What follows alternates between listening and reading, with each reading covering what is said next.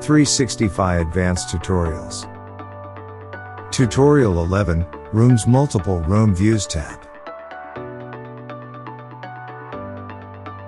Go to the Rooms page, click the Edit Room button, and click the Multiple Room Views tab. Multiple Room Views. It allows you to load various versions of the same room and switch them in the viewer. We can upload a second version of a panorama for a multiple room views and set the main view by their name.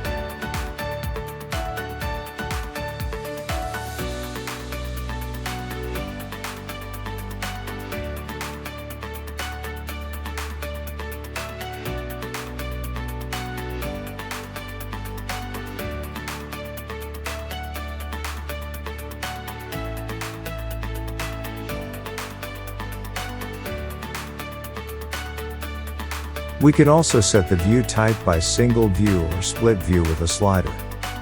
After the changes on the settings, click the Save button to save and update the changes.